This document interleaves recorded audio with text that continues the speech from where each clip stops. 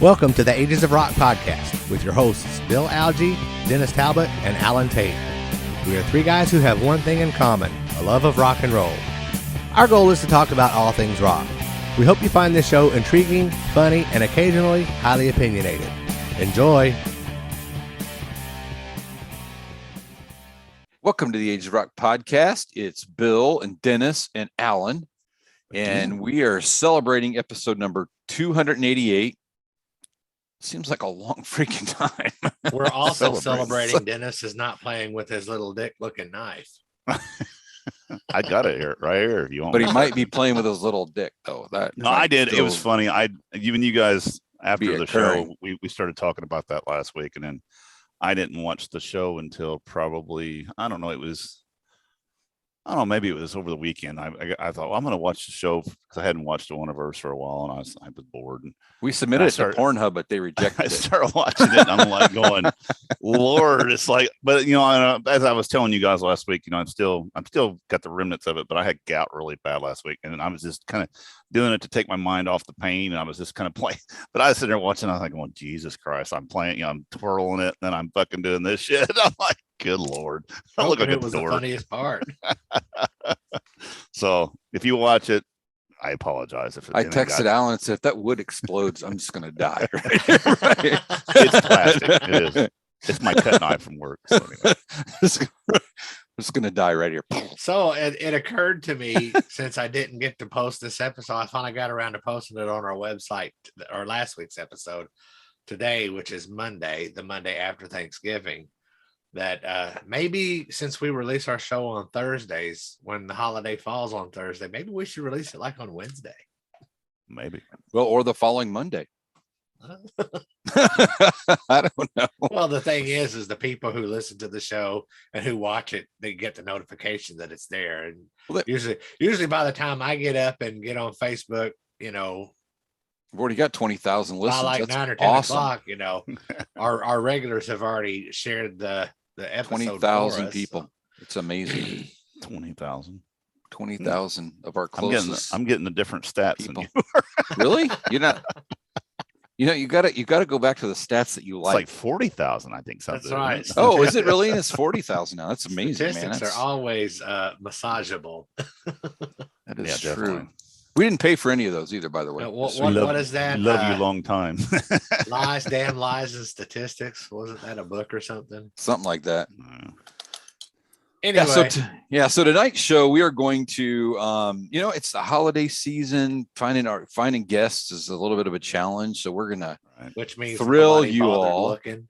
And nobody likes it. That's the option that we didn't bother looking because it was the holiday and we were like, we all turkeyed up cranberry sauce and we were like, I ain't looking. So anyway, so tonight you get another episode of Bill, Alan, and Dennis rate a record. But it's not an anniversary album. And it's not. It would be in January, but it's not. It was come out in January. But it's not in January because this is coming out. It's not an even or an odd number December. Anniversary. We just did it because we wanted to. Yeah. Because we like one or two. We did it because we can. And I'm glad we picked this one instead of the other one because I kind of went through the other one too. Okay, so what I didn't tell you guys is the reason I gave you two options was because I'm going to see Warrant on Saturday night. Right. Because I was hoping you'd pick Warrant because I'm gonna listen to that anyway. But it's we're going to anyway. It's okay. You could have just said, "Hey, let's review Warrant." Yeah. I could have, but I thought, because I had been looking at the Skid Row. I've been listening to that periodically too. So I was like, whatever. I didn't care, man. I really didn't care. But I was supposed to go. So our buddy Brian Harris we tried to go to this show last year in December because of this damn COVID thing. They canceled the show. So they rescheduled it for this week. So it's this weekend, December 4th, I believe. And now he's got plans. Somebody, I don't know, like his girlfriend or his lady friend's having surgery and he's trying to be I need to help her and some kind of bullshit like that. Being a real man. I don't know, man. Grow a pair of balls or something. I don't know. anyway, so he's gonna go do the right thing. And I'm gonna do the right thing by taking my wife to see Warrant. And hey honey, Brian ditched me. You want to go to a show? Who's singing for Warrant now? I honestly don't know. Robert Mason. Robert Mason. Yeah. Okay. Yeah. Actually, I had my the In Machine record. I was like, I'm gonna take that and see if we can get him to sign it. They're not doing any We're not doing any of that. I got to hang out with Robert Mason for a little while on the Kiss cruise when I went. That's cool. And me and the crew that I was running with, we ran into him, and he had his hair all tucked in a hat, and I think he was trying to be inconspicuous. And I'm like, "Hey, Mason, get over here!" Yeah. And then for like 15 minutes, we riffed on Napoleon Dynamite movie quotes. There you go. And got a question. anyway, you cannot out riff Robert Mason on Napoleon Dynamite movie quotes. Okay, I won't even try. Just so you know. I've only seen it From my seat. Twice, I'll say I hadn't seen it in years. So from my seat, can I say "What's up, Pedro"? Or can I say "Vote for Pedro"? If loud enough that and see if he responds. Like, Sure. what? Maybe he will. I think we have really good seats, so I don't know, third row or some shit like that. Well, that's cool. So we'll see. Anyway, Third row from the back. that's not true. That's not true. I got a You question. say that because I you're saw- jealous, man. Sorry, I saw something on Facebook. I don't know if you guys seen it. Was it this last weekend? I think it was Brandon Fields who posted it. Did they have something at SIR with Vinny this weekend? They did. Because I know that I seen a video where Brandon was playing with John Corabi and Jeremy Asbrock. I don't know who the drummer was. I couldn't see the drummer, but they did Hard Luck Woman. And then I seen Brandon playing with two other guys, and they were doing Shock Me, I think. I never seen any, and I did see some pictures of Vinny sitting at a table. Now, did Vinny play anything this time or not? Not to my knowledge. I know that he says he's going to have. Honestly, I didn't even know that event was going to happen until it was in progress. I didn't either. But supposedly now he announced at this thing that he has this Memorial Weekend at SIR. He's doing another one, and it's going to have the Talesman, John Corabi, Vixen. How about the Talisman? Talisman. Did I say it wrong? I said Talisman. Sorry, Talisman. Anyway, Talisman. You just called him a bunch of asses, just so you know. I can't do it. Anyway, but then it was going to be him, John Corabi, and then I think they said Vixen, and then Vinny was going to play the entire set from Rio, the Kiss show in Rio. I heard No way. that, and I also heard it was going to be the Creatures of the Night album, right? And there was. And of course, Tyson Leslie comments and says, "I know nothing about this." And if Vixen's involved, he would know about this. So I don't know. It's one of those. So now, of course, everybody's betting on, is it going to happen? Is it not going to happen? But I didn't even know he was doing another thing in Nashville. I guess he was showing off one of this new V guitar that he's conned somebody into designing or something. Who cares? Why are people giving this douche the time of day? I don't know. I wouldn't give her any time of day anyway. So that's just me. I don't understand. I don't get it. I don't get it. I don't get what people see about it. I wish somebody has to rear his ugly head like once. I mean, I just wish somebody would tell me what the fascination is. I don't get the fascination. There are some people who really still follow him, still think he's great. I know. I'm being serious. I'm not being a smartass. Really, I wouldn't either. I would like to know what the attraction is. Why is he so important in your music history? I mean, he was only in Kiss for a very short time. Well, he was only in Kiss for a short time, and of course he had his own. The songs that he wrote with Kiss, I mean, you cannot deny. Well, even the songs on Revenge, are really. I mean, but you guys might pan and shit all over the first Vinnie Vincent album, right? But I absolutely fucking love that. Oh, I had that album. I had it on CD or whether you think his guitar solos are shitty mumble jumble mess or whatever, the whole vibe of that album I just dig.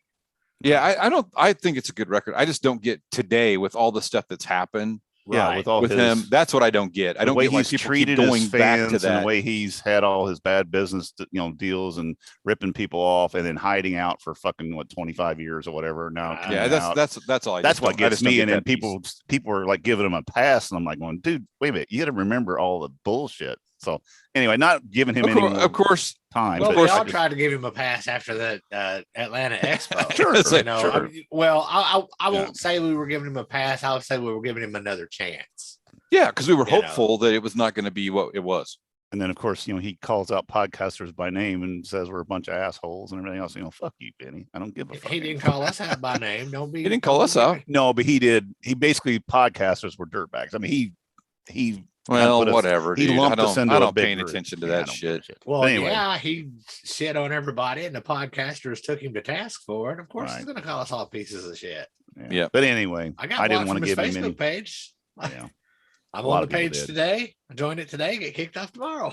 I don't even care. I care. didn't know if anybody had heard about that. I mean, it just come out of the blue. All of a sudden, here's this. It These videos seems coming like, you know, maybe 7 or 8 months ago, I heard a blip about it and then completely Right. forgot. And then one of the Facebook Messenger groups that I'm in, somebody started posting pictures from this event, and I'm like, Right. "Oh fuck, I didn't even know about it." But you know, the thing is, he's had now about 3 of these, I guess, you know, private, you know, you pay to come in and spend time with Vinny and blah, blah, blah. Yeah, And that motherfucker has still not played. Other than what we've seen him play for that Kiss cruise on stage, which was fucking horrible. We've never heard him play anything except for And a you're little bit you're of never going to acoustic see shit. him. It's not going to happen. But then he keeps saying, "Oh, I'm going to do this," and then you just You know always what? it's bullshit. the people who still follow him and Yeah. whatever, that's their prerogative. Yeah. No skin off my back. True. Yeah. But anyway, Yeah, you won't go see Kiss anymore because Paul Stanley has some help. yeah, true. So you're a dick. True. So there. I mean, that's what people say. That's what people are going to say. I've been called a dick for worse things. It You know what I'm doesn't matter. saying? It's like whatever. I hear that every day. It doesn't matter. It has nothing to do with Paul Stanley. It just, That's your wife calling you a dick. No, I mean, that's what I'm saying. Don't be a dick. Anyway. Oh shit! Did you get any new records this week? Get anything, Bill? I didn't get any. I shit. did. I went did? to I did National Record Store Day. I went up. Man, I I did didn't. not get what I wanted. How I long you got stayed one in of the ones I line? wanted, but I got the Dio Last in Line picture disc. Was it both of them, Holy Diver and that one? There was with both picture of them, discs? but I could not Oh. find. I could not get. No. I could not get the first one. So Mhm. that's the second copy. I mean, that's a picture disc that I have for a Last in Right. Line. It's over there, but show it to you. Just looks like the record album cover. Gotcha. It's not that Right. big a deal. Cool. And then I went to. I really was looking for that. I was looking for the Ozzy No More Words. No Or No More Tears. Sorry, No More Tears. I found it, but it was like $40. I'm like, Fuck that. no, I don't think so. And then I went to Blackberry Smoke, had a new record out called Stoned, which is appropriate. But I couldn't find it at all. I mean, the place I went to in Franklin said he had like 12 of them and they were gone within a nanosecond because he had nobody show up, or very few people show up. Was the one they went- was it a record store day one that Yeah. Okay.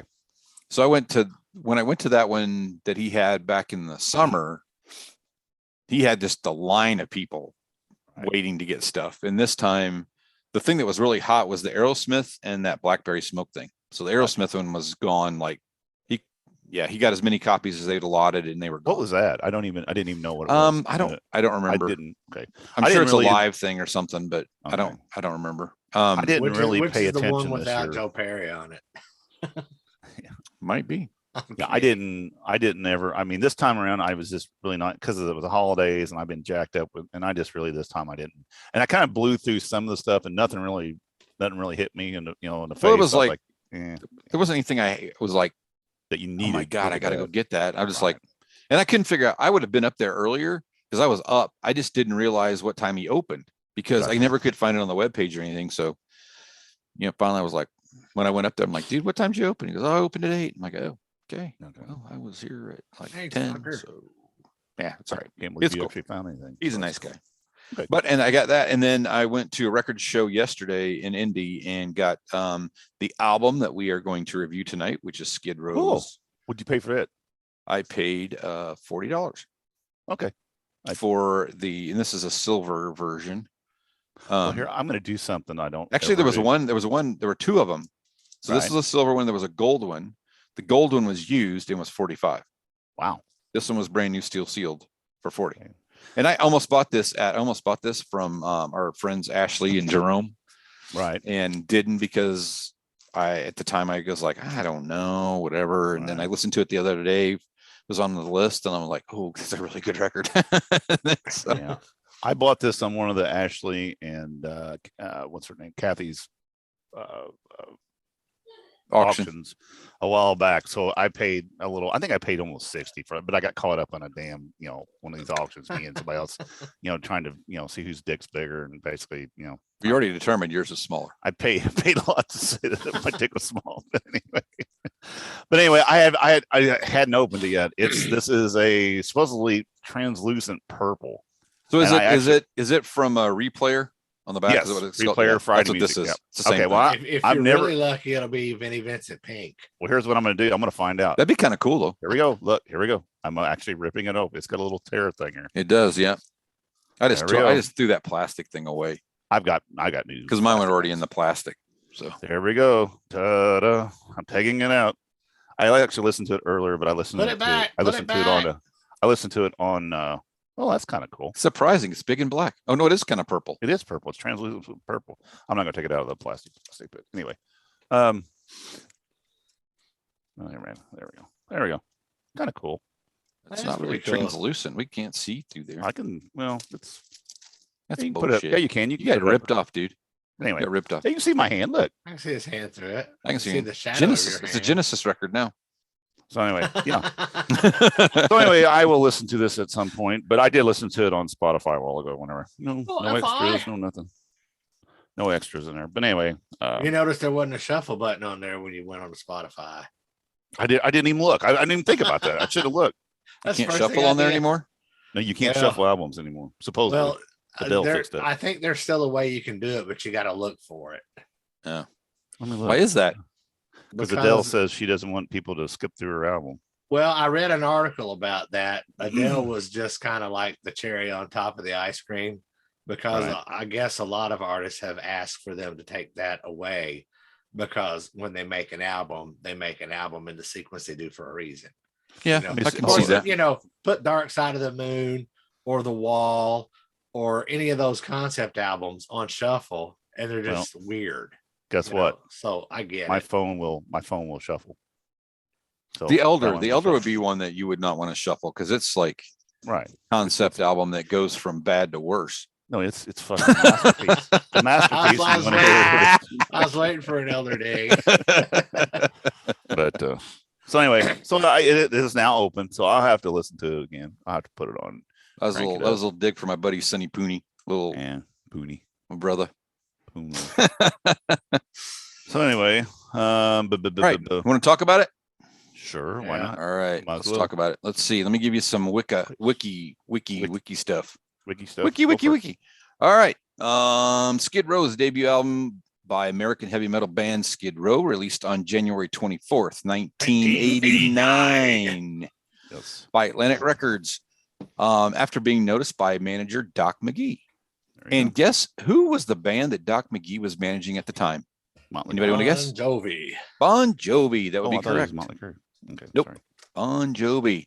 So the album was recorded in Lake Geneva, Wisconsin, with producer Michael Wagner, and received favorable reviews upon its release. The band promoted Skid Row mainly as an opening act on worldwide tours by Bon Jovi and Aerosmith from 89 to 90.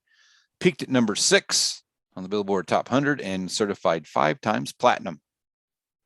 In 95 for shipping 5 million copies in the United States. It generated 4 singles: Youth Gone Wild, 18 in Life, I Remember You, and Piece of Me, it says was a single, but I don't see that single listed anywhere. So I'm not sure about that. Well, it's probably one of those singles that didn't really hit the top 40. Could be. That is true. My guess. That is true. That is the information about that. So Sebastian Bach, when this came out, was he still? He was like what, 17, 18? Wasn't he? You really young? I don't know. I don't. 20. Yeah, he was. Oh, was he that? He's older than I am. Okay, Yeah. I was for some reason I was thinking he was really, really super young when they got signed and was coming Well, out. he I might be wasn't. wrong. Well, when he got signed, he wasn't. He wasn't part of the band, according to Okay. Wikipedia. Okay. Matt But- Fallon was the first. Yeah. One of the So first. Born in Singers. '68, so he's 53 right now. So he's actually 3 years younger than I am. yeah. So I So- think our buddy Doc McGee said, okay, that dude ain't working. Find a different dude. Right. So they found. Born in the Bahamas. Did you know that? Freeport, Bahamas. Didn't know. I'm just looking it Didn't up. know. I'm not looking up him. I'm looking up the band. No, I'm just curious. Didn't say like. His net what worth he's is getting $10 going million. He's 6'4". Yeah, net worth means a lot of stuff. I thought he was about 6'6". Actually, I thought he was taller than 6'4". Thought he was about Rod's size. But anyway, All right, all the songs on the record are written by pretty much Dave Sabo, Rachel Bolan, and Scott Hill, and Mhm. Sebastian has a writing credit for Making a Mess, which that must have just been a. Here, these songs are all a done. So we're gonna premonition throw of you a what's coming bone. up. Yeah, yeah. This is what's going to happen. In 10 years from now, guess what? It's going to be making a mess all up in here. So we're going to let you have that one. So, so there you go. Well, I remember. You? I think it was listening. I got you there. I think I was listening to the Decibel Geek podcast when they interviewed. I think it was Scott Hill, and they asked what his writing credit was, and there was one word in the song that Hey, he got writing credit for that one word in that one song, and that's all he ever wrote. it was like or something like Well, that. I can see that. It was an interjection type word. I mean, it was a word that really it helped make the song a better song. Gotcha. But that's kind of interesting to think that, they did 2 albums with him. I don't think they Right. did anything with him past Slave to the Grind, did they? I don't have a clue. Don't clue. I wasn't a fan of Slave to the Grind, so they pretty well fell off my radar. That's odd being a lead singer though that he didn't have more of a because like with Warrant. Well, he came into the Janie- band. He came into Right. a band that already had material written and recorded. True. Yep. They just went back in and he recorded his vocals. True. So But I mean, like with Warrant, Janie was, he was the main guy, for all of that stuff. Anyway, Anywho, cool. all right, so let's roll. Let's see. I'm going to do this by the record because I think it's the same. It is the same as what I listened to today. So It is. I just and over looked and it up. over and over again. So yeah, Yep. I listened to it multiple times. So opening track, we'll start with Mr. Alan Tate. Opening track is Big Guns. what a Your great thoughts, way- sir? What a great way to open an album. It's a song about big guns. For those who don't have video, I'm acting like I'm playing with my big double D titties. And if you do have video, turn it off. Turn it Yeah. off. Nobody wants to see that. Please. This entire album is in my top 10 favorite albums of all time. And for a debut album for a bunch of 19-year-olds, where the hell did that come from? Yeah, I would agree with that. Uh, Way ahead of their time, actually. Yeah, I think, for all of the songs that's on the album, that was the perfect opener. All right, Dennis. Good song. I don't think it's the best opening song. I think I would have put Sweet Little Sister would have been a better opener. I don't know. I think it's catchier for me. But I get where they're coming from with it. This album for me is going to be a lot like you guys had last week. I mean, what we had last week, there's not a, what I'm saying? It's going to be an easy one. Not We a should single- fly through this. This should be over in about an hour and a half. It's kind of like a ditto. There's a ditto. There really isn't. Like it said, it's unusual for a young band to come out with their first album and just go from one Nail to it. another to just nail it. Well, when you get a producer like that, it helps. And like I said, give credit to where credit's due. As far as those guys, the band writing these tunes, and I'm telling you what, Sebastian Bach's vocals on all these songs are it's just fucking fun. I love his voice. I think he's got and if you ever watch any of the old videos of him, I mean, what a great front man. I mean, the dude's, he's got the hair, the looks, I was the ready to height, say that big the hair. voice, and just everything. I mean, the dude is, he just oozes rock and roll. So I don't disagree. No, I really do, and I don't know. I'm taking away his personal issues and all that other stuff.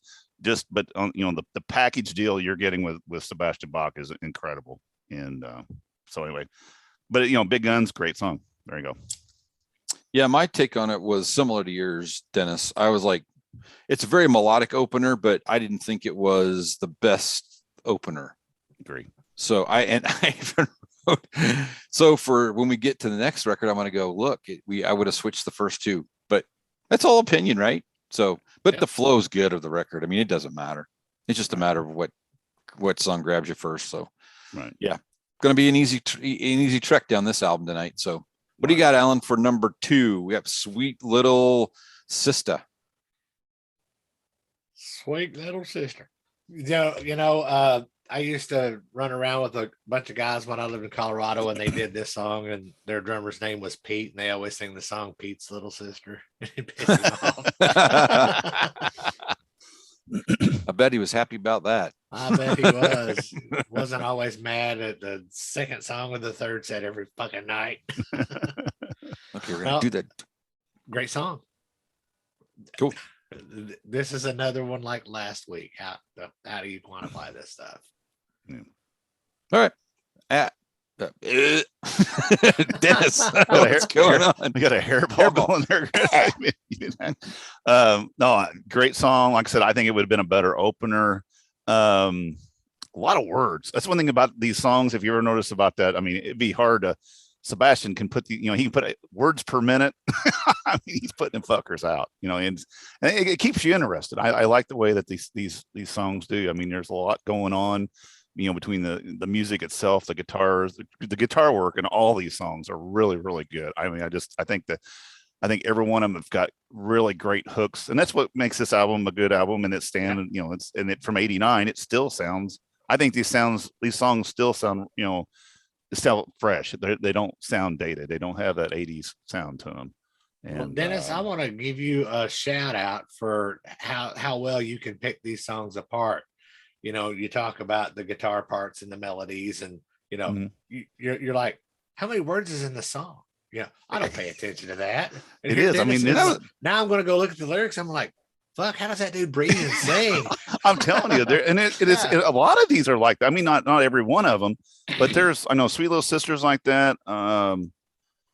There's a couple of songs in here. It's like, man, you're just throwing a lot of fucking words in there at a time, But he's nailing it. He's just fucking tearing it up. So words per minute, he wins. Yeah, he does. It's like a great typist.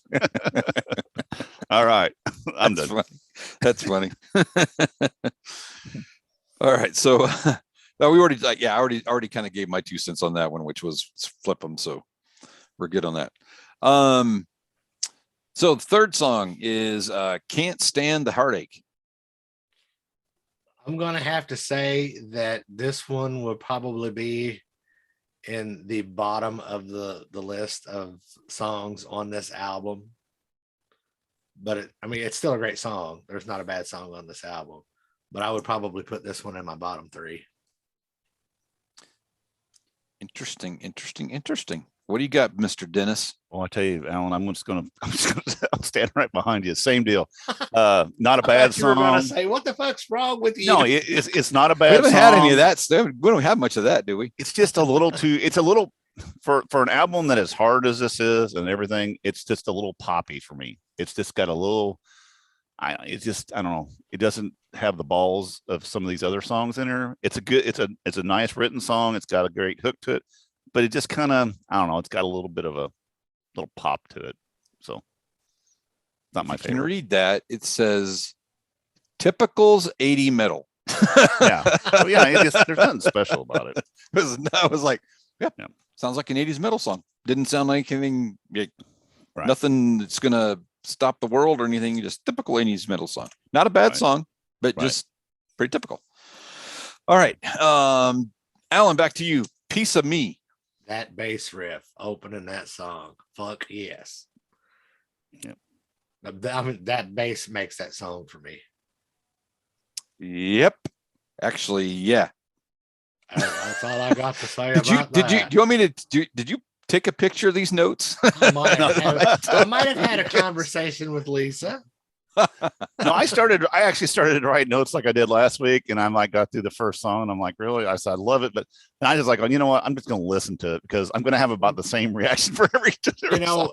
I keep saying, I get so busy. Right. And I keep saying I'm going to take time today and I'm going to sit down and I'm going to listen and I'm going to take notes. And then I start listening to it and then I'm like caught up in the songs. Right. And then I don't take notes. And then when we get to the show, it's like, gosh, I have to try to think of this song real fast, But I don't have to think about the bass line in this song. Right. No, I'm like you. I think it opens up. That bass line's really great. I think it's a really catchy tune. I love his voice in it. It's just got some great riffs as far as guitar work. It's a good song. Good middle of the first side. It is so funny that the three of us don't ever talk about what we're coming to the table with. I know. Or before we get here, and it's how many times it's like we've had this, and it's just weird. And we don't pick a record that was because we all like that specific record. It's like, okay, somebody throws it out there and it's like, yeah, let's do that. That's fine. Right. Well, I tell you, when we do the Warrant album, I will have to take notes. I will too. Well, we're gonna do that one. So we gotta do that one. All right. Yeah. Just because it's fun. All right. So so here's what I wrote for my notes. Okay. I wrote the great bass line. I'm gonna say this in advance with that great bass line, me being a bass player, it is a Bill Elam banger. Yeah, I would agree with that. Yep. Okay, so this is what I wrote. And you can hear it's right there, so you can see it if you want. Gotcha. But it says great bass line. Love the riffs. This is exactly what he said. It's so funny. I wrote it's a fun song. I like the beat of the song. And I even wrote that it's almost like a ditty. You got that one for the money, two beat. For the show. Yeah, it's got that kind of, and you just kind of get into it. I mean, I'm typing, working on something, and my head's bobbing. So it's like struggle. There's some words that were on the wrong line. I don't know how that happened. Anyway, but yeah, this is probably, I mean, after you get through the singles that were put out, not including, yeah. So Piece of Me was supposed to be a single, and I would have put that out as a single because I think that's a great record. That's what's one of my top 2 or 3 songs on this record. So for sure. All right. Off to number 4. Let's see. Was that number 4? That was number 4. Off to number 5. Number 4. Yeah. 18 in Life. When that first came out, I thought, man, I don't like that song as a ballad. And then I heard the ballad. So while it is not a ballad, to me, it still feels like a ballad. And I like the story to it. And the music video is pretty good too. Which in the late 80s and the early 90s, they had gotten a much better grasp on music videos and good storytelling in the videos than they did in the early 80s. So that one will probably be number 6 on the list for me. Wow, really? Yeah. Cool. A little too slow for a banger of an album. You just got banged. Sorry.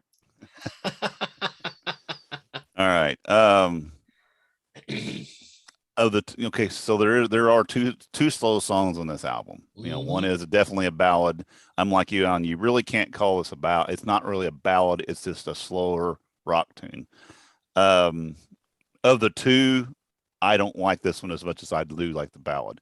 I think I like the story behind it. Like you said, it does tell kind of a story.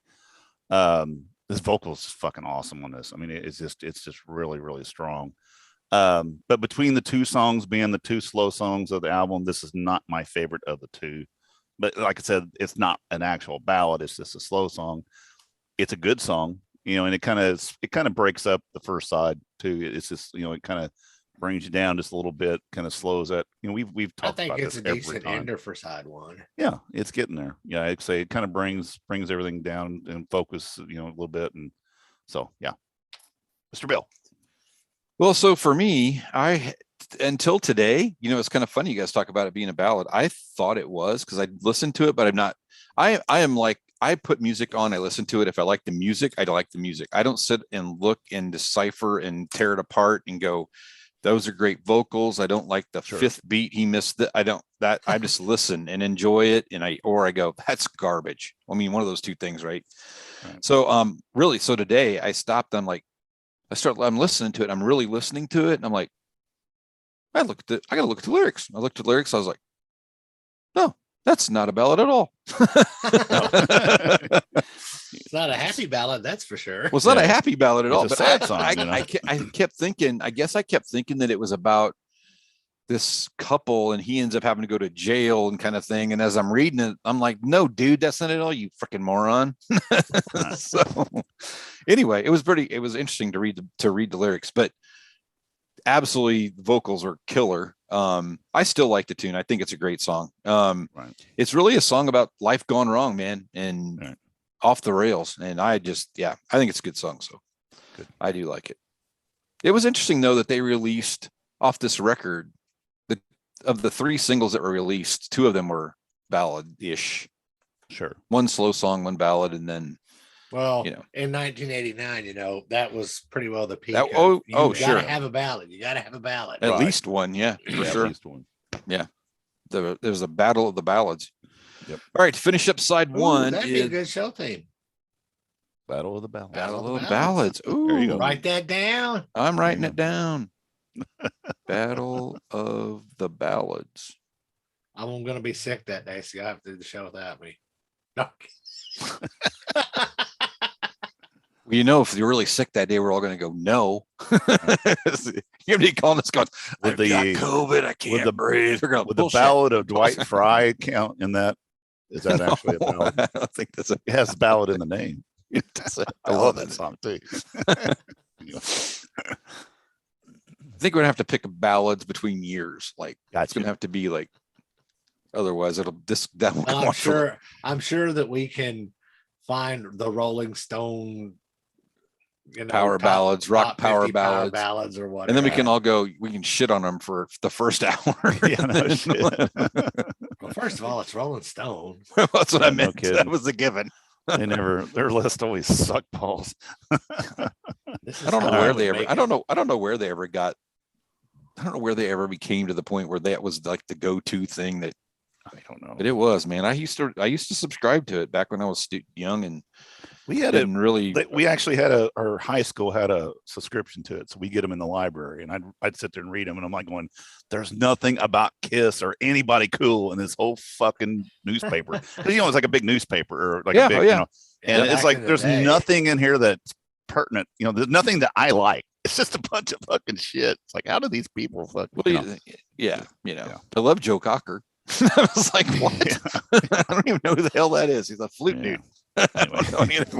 Joe Cocker. No, that's you're talking about Ian, dude. You're talking about Ian Anderson. I'm just giving you that. I don't even like Jethro Tull, and I know that. Jethro Tull's who I was talking about. But yeah. Anyway, all right. So Rattlesnake Shake. What do you got? I fucking love that song. I'm on here. Here's something funny. This album came out in January of 1989. Let's fast forward to September of 1989. Motley Crue's Dr. Feelgood album comes out.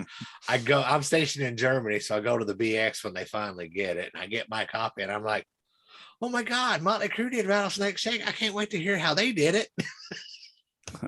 They did it a lot different. It's a different one. That's funny.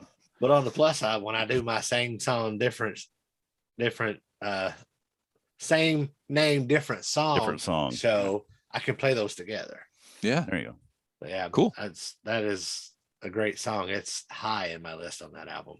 High on the list. I think it's another one of those that he sings fast and puts a lot of words in there.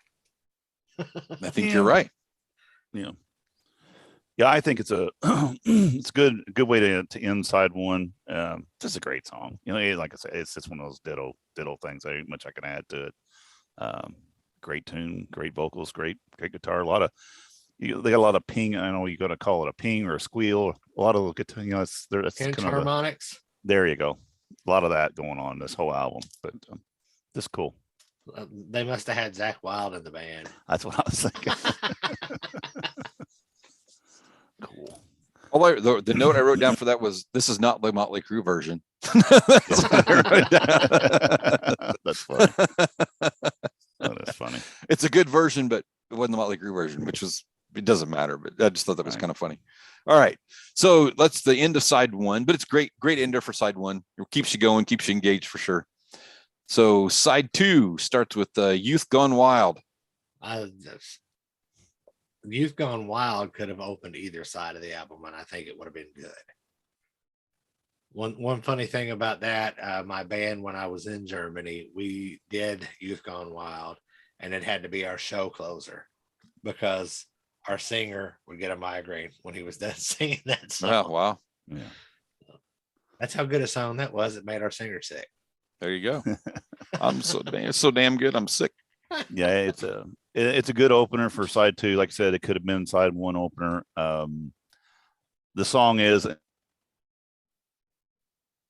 plenty of YouTube and stuff like that. After you said the song is, you froze up. So say that. Oh, again. I said I've never seen Skid Row live, but I've seen enough videos to them, and this is a great live song. I mean, Did you see them on the farewell tour?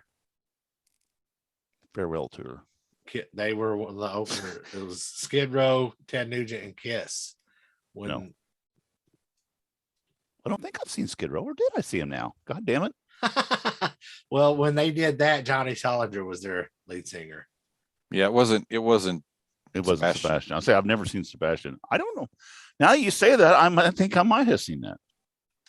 What was it? I guess at Roberts. I saw them. Yeah, they were at Roberts. Was that the Lost Cities? Yep. No, that was a reunion tour. That was a reunion tour. Oh, reunion tour. This was in 2000. They came to Evansville in September 2000. Did I see that show? I saw the reunion, and we went to Louisville to see it. I don't know if I went to that one or not. I don't. We saw the reunion show in Louisville, right? And that wasn't who opened. No, I know that was Alice in Chains. Alice in Chains. Yeah, the most boring fucking flight band on the planet. Lane Stanley stood in one spot the whole night. So anyway, no, I really don't. That's kind of odd. I have to go back and think about that. But no, but anyway, it's a great song to hear, to see videos of him playing it live. It's a good live song. Anyway, you get good crowd participation. Ew. Yes. So for me, this is my favorite song on the record. I wish it could have been the opener. I don't care if it was a closer. This song is one of my all-time favorite 80s metal songs. This is in the top 10 for sure. Just because it just, like you said, I've been in many. There you go. He's got the Bible out. An accurate Bible. Yeah, mostly accurate. Whatever. Anyway, so I wrote Anthem. I mean, this is an anthem. There's Welcome to the Jungle's an anthem. There's those kind of songs, and this to me is an anthem. And for me, I think it's the best song on the record. I'm probably wrong, but that's my opinion. That's all that matters. By the way that song ends, with that Youth Gone Wild, when he kind of screams it, be a good way to end an album as well. Yeah, would be. It would be a great ender for this record. You're right, because that would kind of top off the end. It would be like, we've done all this, and now we're just gonna go. Now we have a migraine. We have to go home. Yeah, we have a migraine. Yeah, I haven't seen just Sebastian. I would assume that's probably the last song, right? If he's alone. I mean, if he's by himself, I wouldn't imagine he's doing. No idea. I have never watched a live recording of Sebastian Bach other than a snippet here and there. Yeah, I've never gone out of my way to see a Sebastian Bach show, and it's not for any particular reason. I've never gone out of my way to see a Skid Row show. I just haven't done it because he goes off the rails and does so much preaching shit sometimes. When on clips I've seen, it's like, I don't want to see that. I want to see you perform and get your stuff done and move on, dude. I don't need to hear your shit. So, all right. So let's see. This is watching Dennis talk when he doesn't realize. No, I said it, and he's got that big tattoo on his arm too. That Youth Gone Wild. That's what he's always pointing Yeah. at it when he's singing and stuff. So it's a big song for him. Yep. No, it's a huge song. Yeah. All right. Did you learn anything? What date was that? What month was that? You said Alan? September. Okay, I passed it. September of 2000. Oh, of 2000. Yeah, that was a long tour, wasn't it? Well, That was yeah. but That that's the wasn't- farewell tour. Yeah, It's that still was the going farewell on. It's been tour. going on for 20 years. That's the farewell tour. That's not the. I thought you said it was a reunion tour. No, you said that was a reunion No, you tour. said it was. Oh, We okay. twice, 4 times. September. I'm looking. I'm almost there. All right. Well, we're going to move on. Go ahead. You can keep looking. All right. Go ahead. Next, second song on the second side. Here I Am. I love the guitar intro. I can't do that like Dennis can, but I really love how that guitar riff starts that song out. I love the whole song. It is high on my list of songs in this album. And Close Your Eyes. I'll be Superman. I should do a spoken word tour and just Should. all these songs through. It'd be like William Shatner kind of. Yeah, what is up with that? I don't know what is that? I know Instead of applause. I've seen that in another 'Cause show. It's more quiet than applause. Because Yeah, but I've seen that in a show. They were doing that in like a youth, and they were in a group session, like group therapy session. They started doing that after somebody made some like confession to something they did badly. I just thought that's kind of weird. Not this part, but it's like whatever. Okay, I'll shut up now. Dennis, did you come up with anything? You're still looking. Okay, I'm gonna go. Oh no, ahead it is. I must have seen that because it was Robert Stadium opening Ted Nugent Skid Row. I must have seen that. God damn, that was a capacity of 12,900 and it was an attendance of 4,500 people. That's terrible. I think that's the one that I might have. Well, it's funny. My sister went to, maybe. I think that's why I took my sister to go and my wife. I made it a point to get as close to the stage as I could for that show. So I took Laura and we ended up with like 9th row. We were the second people in line and got 9th row seats. Is that where they had where they stood on the things and the pickers went out over the audience a little bit? I don't remember that. Of course, I missed half of that show because one of the fucking security guys at Robert Stadium was being a cocksucker. I remember you talking about 900 people around taking pictures, and he picks me out of the crowd. Yeah, you can't do that. You look like you're guilty. Anyway, where were we at? Here I Am. Here I Am. Great song. I mean, like you said, I like that. I like that lick. The guitar lick's really good. That's another one of those. I think he's singing, throwing a lot of words in this one too. If I'm not mistaken. And no, it's good. It's a good song. All right, so I wrote great guitar solo and riffing. So there you go. All right. All right. This is the only song on the record that Mr. Sebastian Bach has any writing credits for, which is Making a Mess. Making a Mess. I like to make a mess of this song. No, I really dig this song. There's nothing in this song that stands out to me, but it's a great song. It is not in the bottom 3 for me. Right. That's good. Okay. I think so too. It's just a good middle of the album. There. Middle of the thing. It's good. Nothing wrong with it. It just keeps on rocking. I put it's speedy yet catchy. There you go. Speedy yet catchy. An STD. Oh, wow, that's kind of weird. All right. So the next one is the ballad on the record. The true ballad, like love ballad thing, which is I Remember You. It's a ballad. That's all I got to say. All you got to say. All I got to say about that. It is a good song. I mean, I give it credit for what it is, but not real big on ballads. Well, you hated half the music around that time then. At least 2 songs on everybody's album. Yeah, exactly. He's buying records. He was buying albums for like 6 songs. I will say though, the music video was good. Right. Yeah. Very cool. This song, to me, I love this fucking song. And I'm not a ballad person, but I love this song. I mean, it's one of those ones, if I fucking hear it, it gets cranked up as loud as it can. And if I'm in my car, I'm singing as loud and as hard as I can. And thank God nobody else is in that car because he fucking killed somebody. Because it sounds horrible. But for 3 minutes, I sound just like Sebastian Bach. I swear to God, I do. Till the radio shuts off. I'm like, what the hell is that sound? But no, his voice in this thing is just absolutely.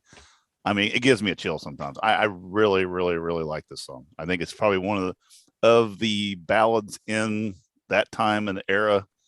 I think two of my favorite ballads are "I Saw Red" by Warrant.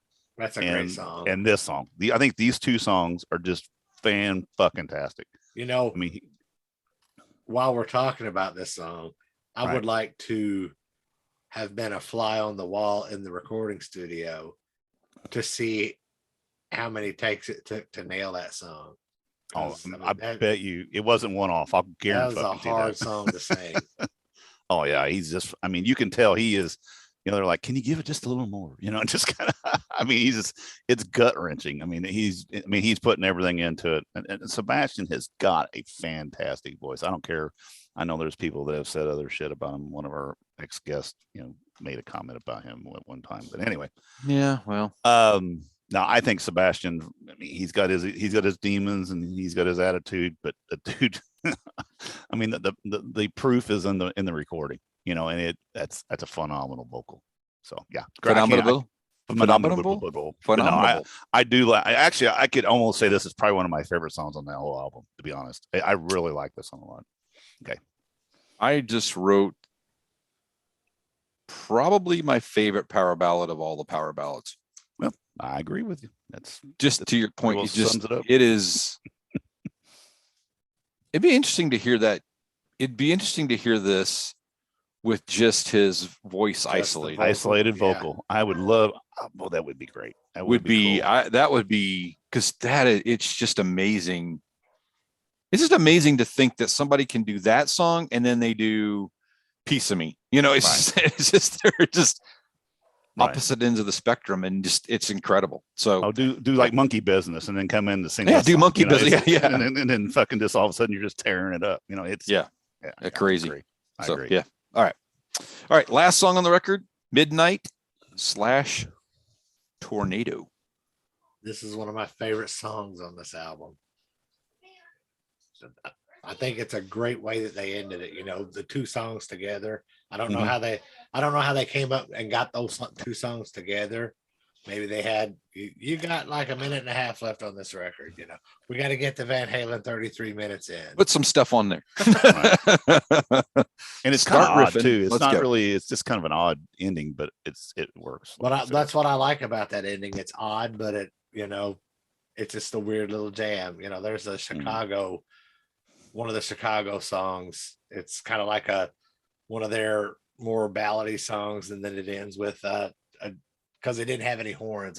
I saw the thing about that, but they threw that on there because there was this one segment written with horns in it and they had to get it in. Right. So maybe that's what this was somebody. I didn't look to see who got writing credit on these two tracks put together, but I wonder if that maybe wasn't to appease somebody to get a writing credit on there. Let's see. It's Matt Fallon and it's Sabo and Matt Fallon. Oh, Matt Fallon was the original singer. I would like to get my hand on those. I heard there were some demos of these songs with Matt Fallon singing floating around, but I've never been able to get hold of a copy. That'd be interesting to hear the difference of some of those songs for sure. So if anybody listening has a copy of those Matt Fallon bootlegs or demos or whatever they are, hit me up. Yeah. Cool. I just wrote on here perfect ending, and it made me just couldn't wait for the next record. It's like that ending just like kind of keeps you, perpetuates. Okay, now we're done with this one, but there's more out there. That's kind of how I took it. So there you go. Now I have a question for you. Yep. Go ahead, Dennis. Well, I was going to give my opinion too, but I haven't. Oh, I'm sorry. I thought you did. I thought you kind of. Okay, go ahead. I jumped in there for a second, but yeah, you did. no, I'm So like you. I think I'm were- like you. You stepped all over him again, so I was just like, you're just doing yours. No, I'm just gonna ditto it. But I mean, it is a good way to end it. I do like that, that slash, that little bit at the end, just kind of a little caveat at the end of that song. It's kind of it's a little bit different. I think it's just a kind of a different tune, but I like it. It's got a great riff to it. Almost kind of it sounds like somebody else, and I can't think of who it is, but it kind of has a little different sound to it, but it's good. So anyway, now I'm done. I can't wait to be home alone to listen to this record, by the way. Oh, I know. Or the neighbors, you and the neighbors hear it. Yeah, there you go. I think mine actually goes to 18 for some odd reason, the volume. So That's funny. Okay. I have a kind of a follow-up question for you, Bill. You said that when this album ends, you can hear her yelling at the dogs, can't you? Yeah. I'm trying to figure out who's louder, She the does dogs this or her. every week. Every week she does this. Every week. we're used to it. It's no big deal. It's dinner time. It's dinner time. Hey, everybody on the Ages of Rock podcast can hear you. all 7 of us. That's funny. Yep. So what? Yeah. So Us 3 and the 4 anyway, other listeners that we have. what I was going to say 20,000. is one of the last things that you said was when this album ends, you're like, I can't wait to hear the next album. What did you think of the next album? I can tell you, don't know that I've ever listened to the whole thing. Well, I'm not. I don't know that I have. I'm not going to dog on those guys because they went into a different direction on their sophomore album. But I will say that I was disappointed because it was so far removed from what they had just done that it did nothing for me. And I never. Yeah, I mean, I liked. I had the album. I like and I've Monkey listened to Business it and a couple once or songs, twice. Monkey Business. There's one more song on there that I like. but I don't know that I could. I don't know that I could tell you any of the Slave songs. to the that were on. Grind. That's the other. Well, Slave to the That's what I'm Grind. looking- I'm just looking. The title track. But I think there's a song called Quicksand Jesus. I do not like that song. Sorry, right. Snake. Sorry, Rachel. Sorry, Scott. I don't like that song. Yeah, I'm just looking through this right now too. I can't offhand. I don't recognize. I recognize 2 songs. The Yeah. first 2 songs. I mean, Monkey Business is a great fucking song too. It's Yeah, it great. is. And Slave to the Grind's a good one. But yeah, I'm like you. I don't know. I couldn't. If my life depended on me singing or humming one of these other songs, I'd be fucking You're dead. fucked. I'm dead, man. But I mean, No way, I always give people a hard time. Like, I know a couple of guys that like the first 2 Def Leppard albums, and they think Right. they sold out on Pyromania. And to We me, Pyromania is one of their best albums. It's not just you, Dennis. I know a couple of other guys. No, we reviewed that first album, remember? I know. And we all went, But, man, this you is know, We reviewed.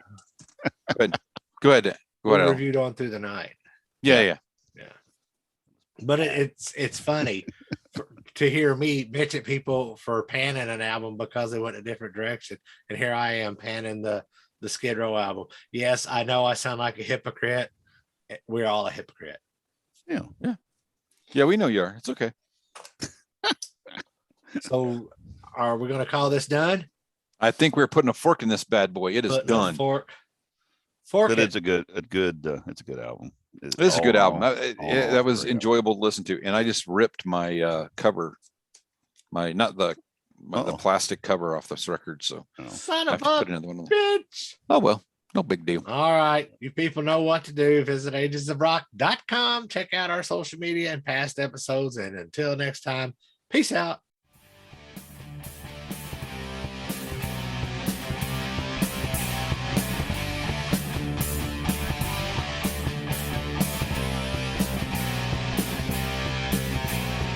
Thanks for listening to the Ages of Rock podcast.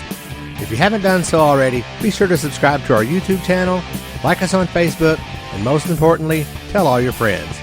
Remember, you're never too old to rock. Until the next episode, peace out, folks.